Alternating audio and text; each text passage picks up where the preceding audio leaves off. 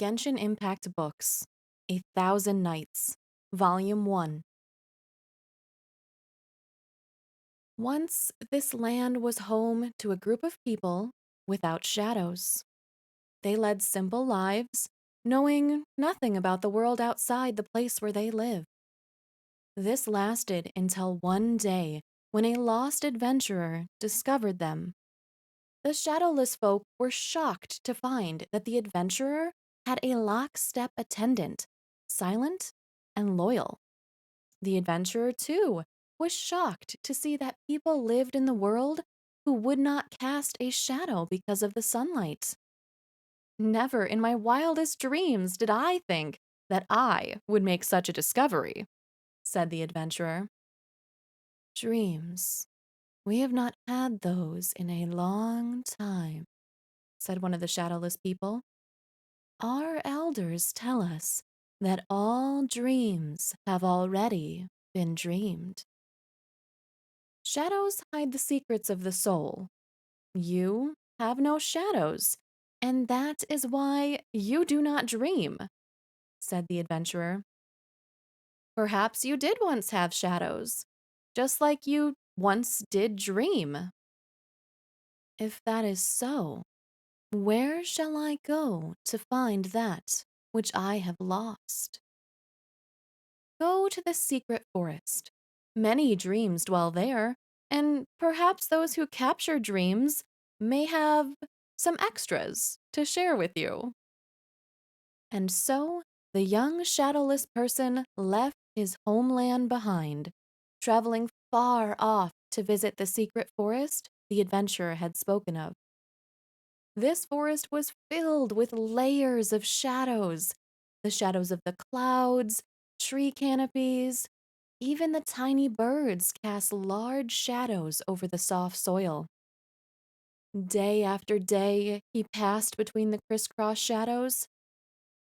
Shadows hide the soul's secrets, he thought, and perhaps he was the only one here without any secrets.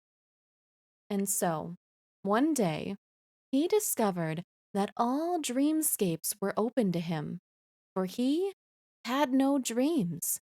But it was because of this that he could enter the dreams of others. In the many dreams he witnessed, the birds dreamed of vivid colors, the tiger of fragrant scents. But he did not see those who capture dreams, nor did he discover the excess dreams that were spoken of. The dreams, the shadows, and the beings that dwelt here could be matched, one for one. And so he wondered if the adventurer had cheated him, and if there really was no such thing as a masterless dream, just as there was no such thing as a shadow without a source. But just as he was about to admit defeat, the one who captures dreams found him. Their encounter happened within the dream of a seashell. He barged into its ending, searching for the white waves and the salty wind, but neither was to be found in its saddened aftertaste. Just like this shell, you do not belong to this forest. The speaker was a woman, and he quickly realized that she was the dream captor the adventurer had spoken of, for her shadow had a strange, mottled texture, like drapery encrusted with gems. I have been looking for you, he said. Perhaps you have some extra dreams. They passed like the morning dew, she said, and there was no sadness in her voice. Masterless dreams cannot last long. I've tried many times, but they always dissipate in the end. See, just like the seashell, we must both leave. Taking his hand, she led him from this fading dream bereft of white waves and salty winds. Beside a murmuring brook, she told him a great many stories and taught him how to enter dreams. After that, She warned him multiple times concerning the taboos of the dream captors, such as how they should never gaze repeatedly into another's dreams, for their secrets are like a bottomless well. The nightmares are more cunning than you can imagine. Once they discover what you have done, they'll arise like a swarm and drag you into the darkness. You will not be able to leave that place, the boundary where no shadows are. If you wait long enough, you will be able to make out meaningful words, names that linger in faded memories that are no longer belonging anywhere. And you know that you must not speak the names of the dead, or they will seek you out. I once believed that none of you had shadows, he said honestly. I once believed that dream captors did not have their own dreams, which is why they collected those that belong to others. The woman did not reply, her mottled shadow swaying in the night wind like a leaf. But the young shadowless man was too eager for the answer, and though the dream captor defended the shadows well, he found his chance nonetheless. Unlike the dreams of the forest beings, whose dream gates were wide open, it was a rugged path that led to the dream captor's dreamscape. It seemed evident to him that she had hidden her secrets in others' dreams, he thought. But what were her secrets? And whose dreams were these? The dream captor's dream was many layered, just like the secret forest. And so he lost his way, and before he knew it, the nightmares were upon him. I have broken the dream captor's taboo, but even if I can see that bottomless well, I cannot find my answer, he thought. She said that if I stayed long enough, I might be able to make out a name from their voices. At least, that way, I will know whose dream this is. And so, he allowed himself to be led into the depths, and just as the woman had warned him, it was a boundless, lightless realm. He listened then for the tiny sounds, hoping to find words that could point to a name. An unknown period of time passed before he finally heard a name amidst the scattered sounds. This sound had a strange, special attraction to him, and he could not help but recite it. Then he opened his eyes. I saw a strange sight, he said. I saw that a woman had entered my dreams and stolen them, stolen secrets of my soul that I didn't know existed. And since that day, I no longer had a shadow. And I heard her say this, and she called me. You know, she said, interrupting him, that one should not speak the names of the dead, or they will seek you out. The dream captor sat by the murmuring brook, her mottled shadow swaying in the night wind like a leaf. That is but a tale told about the dead. I have told you such tales before, but there are many more that have yet to be told. And so, the dream captor continued to tell the young man with no shadow a story that none have yet heard.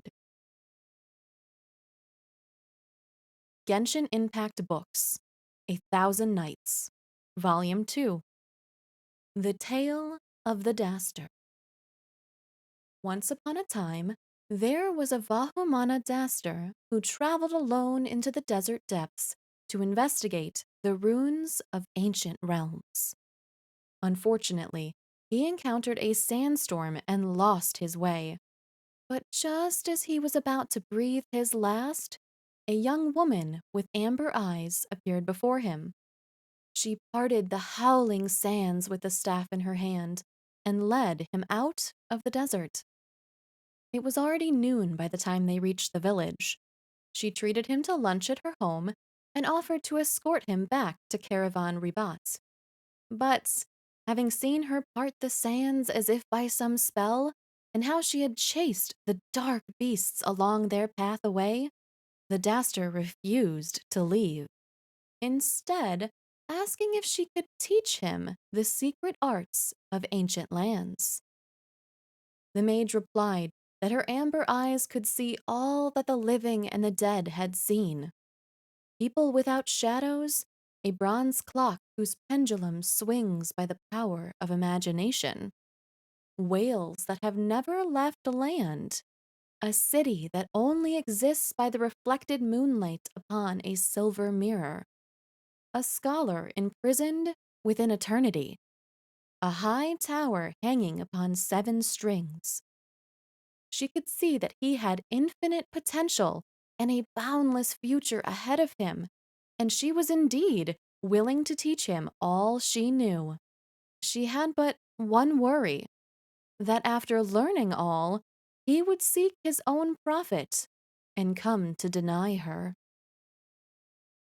The Daster knelt to the ground and kissed the tip of her shoes, promising that he would never forget what she had done for him, no matter what, and that he would never deny her, even if they should then die together. His earnestness touched the young mage, and smiling gently, she helped him up. Holding his hand, she brought him to the door to her basement, saying that she would indeed take him as her disciple, and that all her secrets were hidden in her underground library. And so they walked down the winding stairs, level after level, with a mirror hung on the wall of each level, reflecting their faces and the feeble light of lit sconces. They walked for who knows how long, perhaps several hours, perhaps several minutes, for the darkness had obscured their sense of time. At the end of the stairs was a narrow gate, and behind the gate was a hexagonal library. He could not see the ceiling, nor could he estimate the height of this room. But the books in here, nonetheless, far surpassed all he imagined was possible for knowledge. He learned well under her tutelage, but after a few weeks, envoys from the Temple of Silence would come to the Daster and tell him that his mentor had passed on due to illness, and that owing to his thesis passing review, the academia had decided to make an exception for him and promote him to Herbad, that he might take over from his mentor and continue to educate many more students.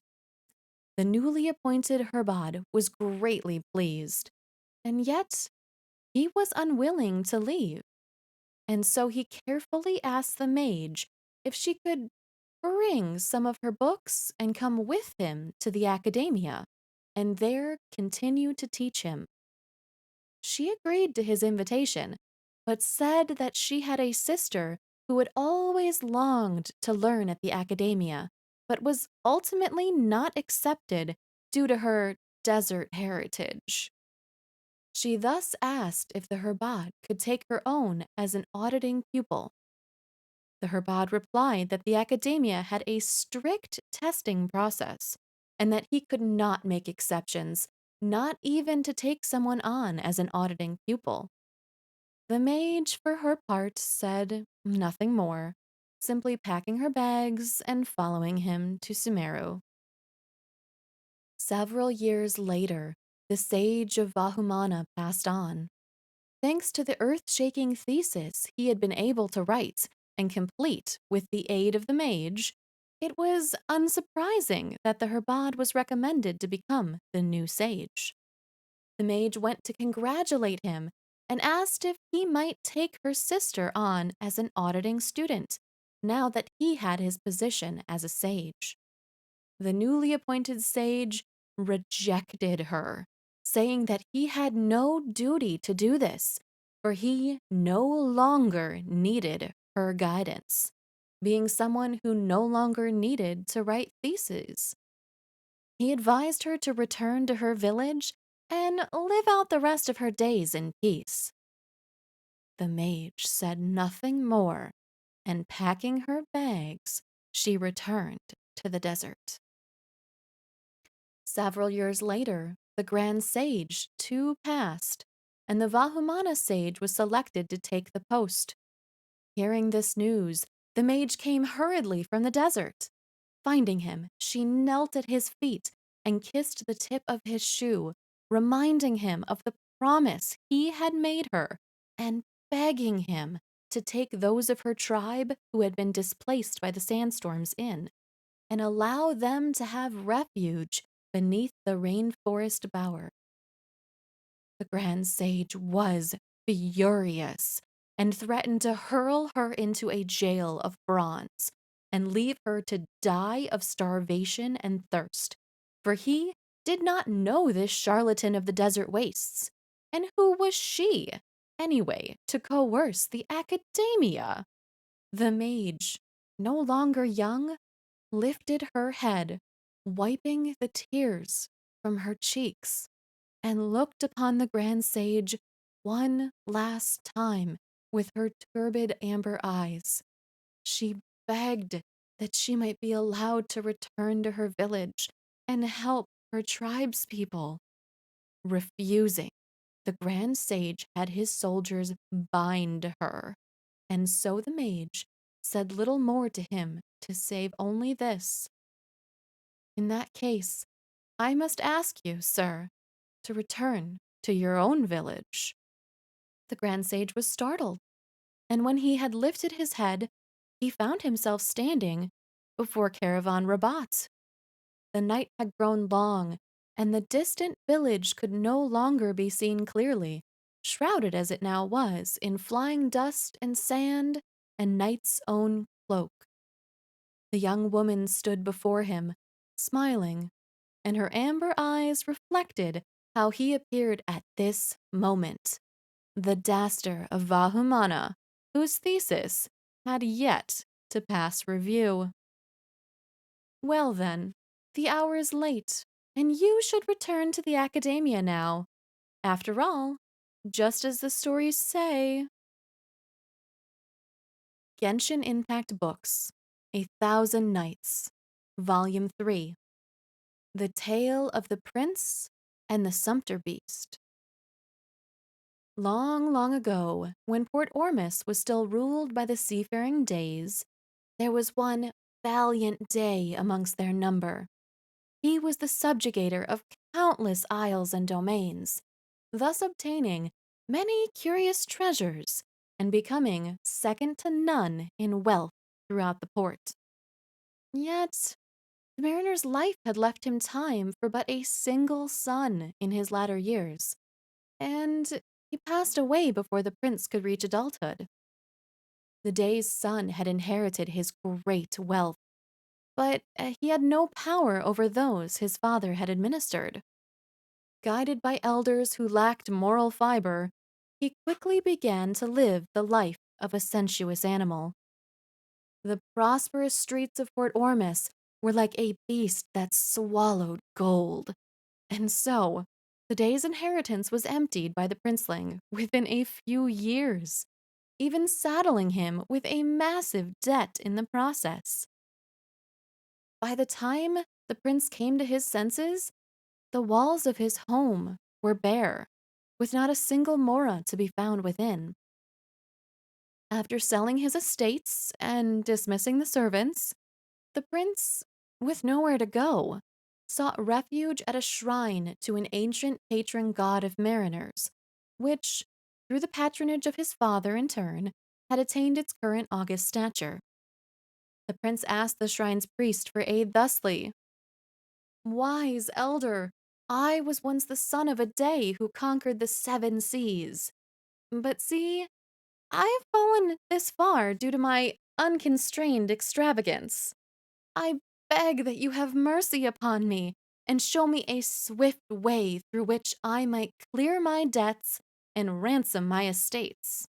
I promise that I will change for the better and become a man who knows his place." "Young prince," the priest said, "the fates of mortals have long been ordained by the gods, but they must accomplish those fates themselves. Since you desire to turn over a new leaf, should you not begin through hard work rather than relying on opportunism?" The prince quickly replied, "My father was a great patron of this shrine. So, if we must argue, half of the golden statues, and indeed your expenses, should belong to me by right. And am I not here to claim this debt I am owed?" "Arrogant prince, will you make an enemy of the gods?" the priest said with a sigh. "Yet on your father's account, if you shall promise to keep to your place and manage your finances well, I shall tell you how to become wealthy." And so the prince swore to upon the divine statue, and the priest directed him to a street market at the outport. Coming to said market, the prince met a woman dressed in great finery tending to an emaciated sumpter beast. "Esteemed lady," the prince asked, "is there anything I might do for you?" "You've come at a good time," the woman replied. "I must go out to sea on an urgent errand, and I fear that there is no one who can help me take care of this beast. But if you will aid me, I shall return in 3 months and pay you 10 million mora." The prince was overjoyed at this. "But," the woman continued, "you must not feed this beast till it is full, nor can you speak to it. Otherwise, even that which you own now, you shall lose." "And what do I have to lose?" the prince thought to himself, and thus agreed readily. The woman then entrusted the sumpter beast to him. 3 months passed quickly, and as the woman requested, not once did he completely fill the sumpter beast's stomach, nor did he speak one word to it until the final day. On this day, the prince, excited at the thought of his soon-to-be reward as he sat before a fire, spoke to the sumpter beast. "Oh, good sumpter beast, it is thanks to you that I shall be rich again. If you have a request, name it, and I shall satisfy you." Hearing those words, the sumpter beast cried, "Oh, honored prince, I have no other wish but to have a full stomach on this last day." Hearing the sumpter beast speak, the prince was greatly shocked and allowed his curiosity to take over, forgetting all about the woman's instruction. Turning around, he brought water and hay from the feeding trough. "My most gentle prince," the now full sumpter beast said slowly, "I was once a god who served the heavens and ruled over many vassal kings of the desert. But I was cheated by that venomous witch and forced into this form. If you will have mercy upon me and release me into the desert, I swear upon the king of the blazing sun that I will grant you riches beyond counting, more by far than what that witch can give." The prince felt dubious about the sumpter beast's words, and so he decided to hide it and then conceal himself in a corner to await the woman's return. She did indeed return the next day, only to find both prince and sumpter beast missing. "Faithless wretch," the woman cursed. "If I catch you, I shall seal you in the smallest magic bottle I find, and there you shall face eternal torment." Seeing her thus, the prince finally believed the sumpter beast's words. Once she had left, he prepared to release the poor animal. As it was about to leave, it said to him, Oh, merciful prince, may all the desert gods defend you. I shall fulfill my promise to grant you endless riches and happiness. I ask only that you do not ask where they came from, or else you will lose even that which you have now. Following the sumpter beast's directions, the prince came to a hidden place at the edge of the desert, and there he did indeed discover a mighty and luxurious palace. Its walls were decorated with gold and gems, and its gates were made of pure gold, with a lovely male servant leading many lovely ladies out of those great doors to receive him. And thus did the prince once again lead an opulent life. Each day the male servant would bring him silver, gold, pearls, and gems. Rare delicacies and fine wine were his to enjoy, and each day brought unique dancing girls to keep him company. And such was his life for 3 years. But even in merriment and revelry could boredom be bred. And one day the prince woke from days of drunken stupor, and he thought to himself, I tired now of my life today, and am in need of new thrills. Now, was it not because I refused the instructions of the witch that I gained this life of mine? Who then may say if that sumpter beast did not hide something from me for fear that I might discover his secret? If I can find the source of this limitless wealth, surely greater happiness still shall be mine. And so the prince summoned his faithful servant and said to him, My most loyal servant, could you tell me of the source of the gold and gems, of the wine and spirits, and even these musicians and courtesans that you bring before me each day? Of course, my respected master, the manservant replied. Each day I traverse the lands between the desert and this place, and all that you enjoy is drawn thereof. Your lovely dancers were once swaying desert eels.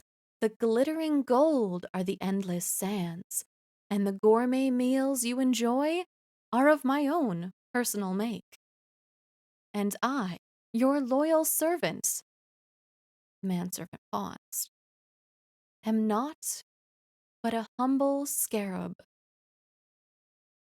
Just as he finished speaking, the glorious palace dissolved in an instant, and the prince found that he was seated upon a squat sand dune, and there was nothing around him apart from crawling insects. After a long while, he regained his senses, and even through his shock and terror, he felt the hand of grief and regret. And yet, what he had now lost could not easily be regained, and the prince was at last reduced to wandering, never to feel happiness again. From then on, he would tell anyone who wished to hear him speak this story. Genshin Impact Books, 1,000 Nights, Volume 4, The Tale of the Researcher. Once upon a time, there lived a researcher upon whom all the hallmarks of the haughty man of letters might be seen, though he himself, and we shall be generous to him here, was not the best among his peers. Knowledge is like a fruit, after all, and time quickly whittles its freshness away. If he cannot eat it all while it is still juicy and full, the rest shall taste like sweet decay. Time, the young researcher said. You are truly my hated foe, even more so than I consider my colleagues. Alas, innate characteristics, such as laziness, cannot be so easily shaken off.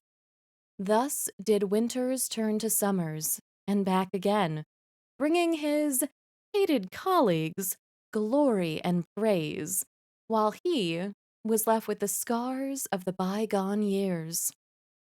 Perhaps this was some trick of fate, but our main character would indeed discover a way to make his wish reality, quite by accident, in fact. Time seems fair, though it is but a veneer. That I am not as quick witted as others is not due to a lack of talent. Nay, 'tis but a cruel reality of time. So thought the researcher, now no longer young. Now that my chance has come, I will use it well.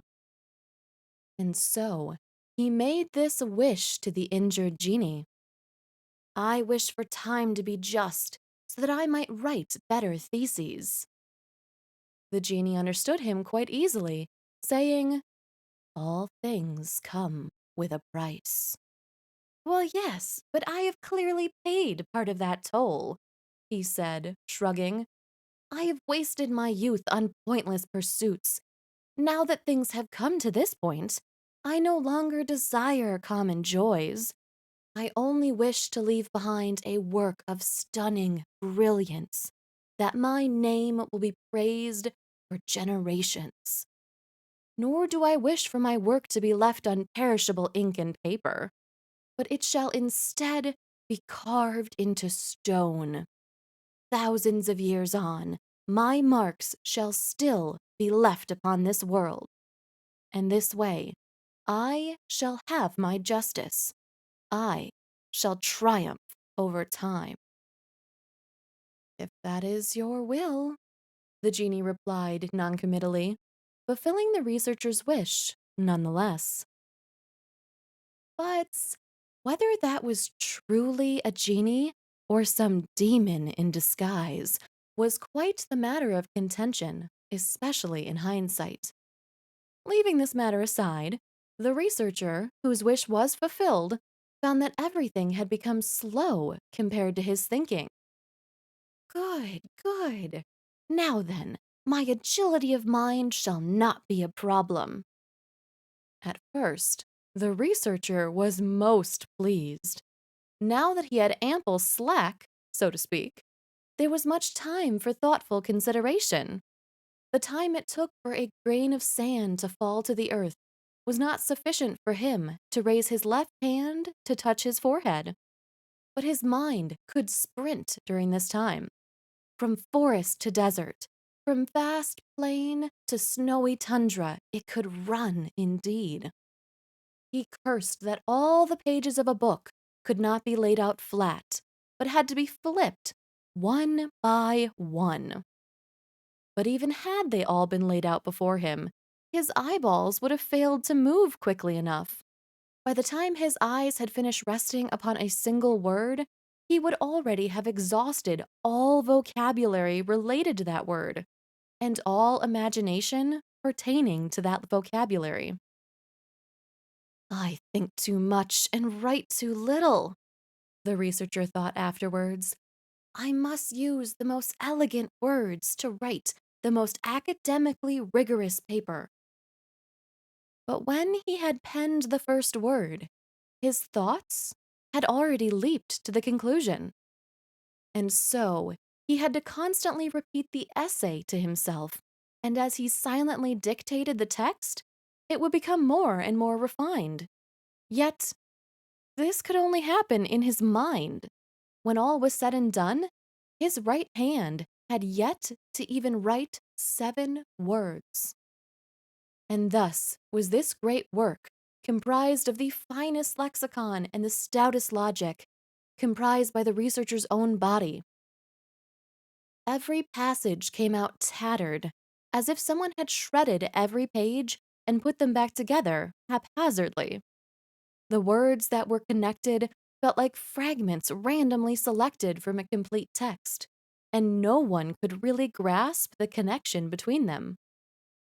It was on a starless night when he, with all his strength, like one completing a centuries-long exodus, managed to leave his study, arriving at the courtyard downstairs. Perhaps speaking shall be more direct than writing, he said, a single bare thread of hope remaining in his heart. But his very voice seemed to stumble after the weave of his thoughts. His syllables came out disjointed and fragmentary, as if the intent behind the words had changed even as they were being said, and so they came out as mere mumbling and whispering. Alas, poor old fellow! One might also think he's been possessed. So the well dressed young folk who looked upon him with sympathy. But at least he still has the moon.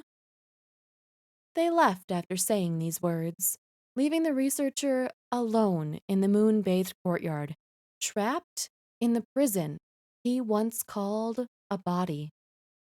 Then the mere husk of a mortal man began to recall a story that he had once read. Genshin Impact Books, 1,000 Nights, Volume 5. The Tale of the Mirror, the Palace, and the Dreamer. Night after night, she would always dream about that distant palace.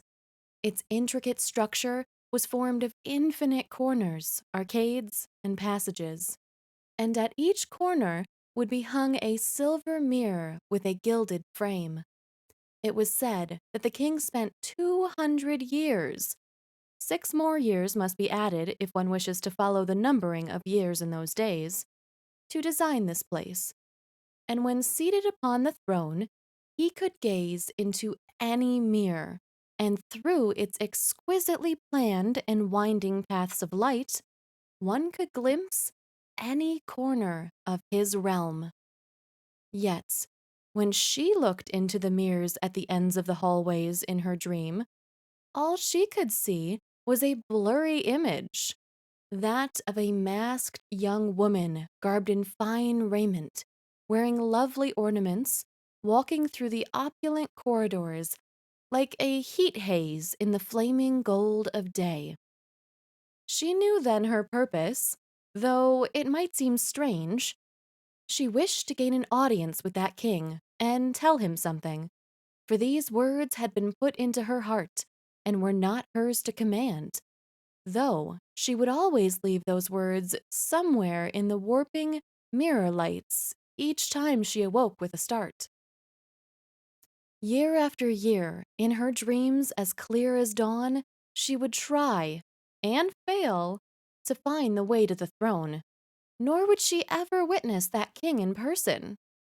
The young lady who was once lost amongst the mirrors was now a famed magician, and even so, in those stolen dreaming moments, in those flashes of unconscious lucidity, those fantastical thoughts still had her soul in their iron grip.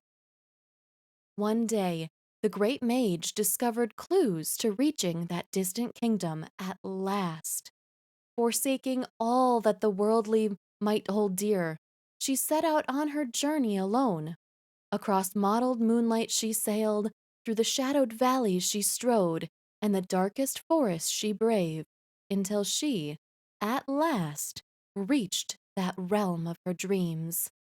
But alas, alas, that city had been annihilated in a terrible fire a few hundred years ago, and the once prosperous kingdom was now no more. It is just as the poets say. The morning breeze is forgotten by all. Song and color have faded from sight. Only the dim gleam of towers tall lights the ruin, barren night. She entered the devastated palace and walked amidst its ruins. The mirrors and their gilded frames had long been shattered, with naught but their shattered rack remaining, each splinter reflecting a beam of chilling moonlight. The court was not as bizarre or strange as it had been in her dreams. In a few mere corners and a few corridors, she was knocking on the door of the throne room. It was a circular hall with hundreds of mirrors hanging from the stone walls, though, like the mirrors in the hallways, these had also mostly been destroyed. The maid subconsciously walked towards that long vacated throne and sat down, casting her gaze upon one of the still whole mirrors.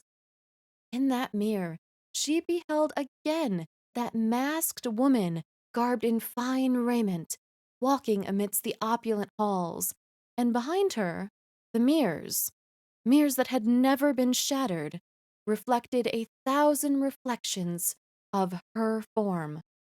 She startled and raised her head, for that young woman now stood before her, silently watching, unimaginable pain in her eyes. The mage had only just thought of something to say when the woman drew a dagger before stabbing her in the heart. A lustrous rose bloom graced the silent tip of the blade as flames ignited all around them, consuming the hall that had once been destroyed by a great blaze once more. She smiled in confusion, astonishment, and relief, for the woman then took off her mask, revealing the features of the mage herself, dry lips quivering ever so slightly. This time, the mage could finally hear the other person's words, words that had become lost across decades and centuries within this labyrinthine dream and its eventide bewilderment.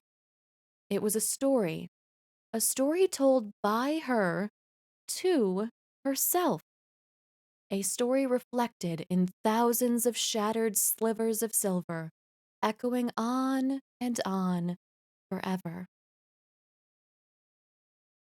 Genshin Impact Books, 1,000 Nights, Volume 6. The Tale of the Bird Chaser. This is a story of an old bird chaser. North of the kingdom lies a dense forest. It is home to a flock of birds that can mimic the words of humans. They often gather like a cloud by the break of the dawn. As they fly in the forest, iridescent hues dance on their spread wings, and their shadows echo round the tree crowns. But these creatures are not alone, for an old and frail man dressed in tattered rags always comes and spends all day chasing after them, like a savage. Just as how a towering tree, once tender and delicate, the old man used to be fair and handsome. He grew up in a village by the forest. Agile and kind, he was much loved by all. Every girl in the village adored him, but his heart fluttered only for his love, a young priestess serving in the forest who was always fascinating him with miracles of the divine. The young man often thought that he would give up anything to be with the girl until death did them part. Alas, that which is sweet never lasts. A grueling war broke out, and the young were conscripted, including the man. Before he left for the battlefield, he saw his love weep for the first time. Teardrops rolled down her cheeks like dew falling from a green leaf, then down into his heart. Yet, little did he know the actual reason behind the girl's melancholy. He made hasty promises, wishing to ease the girl's sorrow, one caused by departure, as he then naively believed. With grief written all over her face, the girl gave no response to his beautiful vows. After a brief silence, she said she would send talking birds to relay her words of longing. It was an unusual use of power, but the young man took her act as a means to secure his love. So he nodded. The young man departed the next day to honor his duty to his kingdom. It would soon be over, he thought. But reality eventually proved him wrong. The war dragged on and on. It was not until stubble grew on his chin and his eyes and hands became battle-hardened that the dust finally settled. His only solace in this brutal war was the birds from his hometown. As if guided by the gods, they always managed to come to him on quiet nights, carrying her words, the whispers of her bitter-sweet longing, telling him of changes in the village or of a few short verses she wrote him. The sustained separation had not diminished his love for her. Instead, if love was a monument, it would be driven into his heart. When the war finally ended, he hurried home to propose to his beloved, only to find that she had died of an acute illness on a cold night shortly after his departure. The young man refused to accept it, for he had just been visited by a talking bird the previous day, when his young priestess read him beautiful prose through its mouth. He broke into the girl's chamber, but as the sunlight filled the dim room, it stirred what was inside.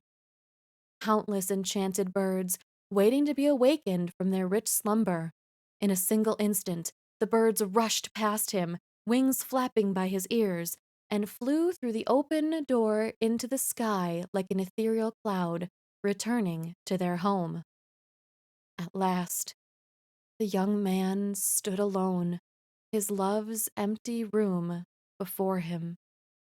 It finally dawned on him why the girl had made the most unusual arrangement with that saddened expression on her face the night they parted. It had been an arrangement for a lifetime. On her dying bed, she must have taught the birds countless words, more than enough to fill his every night since with a flicker of light. Birds lived far longer than humans think. From that day on, the young man has been chasing the talking birds in the forest. In their voices, he seeks to catch her lingering soul, to repent for his sin of scattering her love in the woods. Maddened, yet tireless, the young man has not stopped his chase for a single day, as he turned into a middle-aged man, then aged into an old man. The talking birds now speak of nothing new, and their numbers have dwindled. But what if there is still one left that he has not yet met? One with something from her that he has not yet known. The obsession traps the bird chaser in the forest, and upon his face is written the toll of years. He skillfully sets up traps to catch the birds and keeps them in a cage, stroking their necks, playing with them, and giving them the best cereals and clearest water. Then he will say to them, "Speak, talking birds, speak of my love, who the forest favored so dearly. Speak of what she has taught you." And so, the generously fed birds will tell such a story.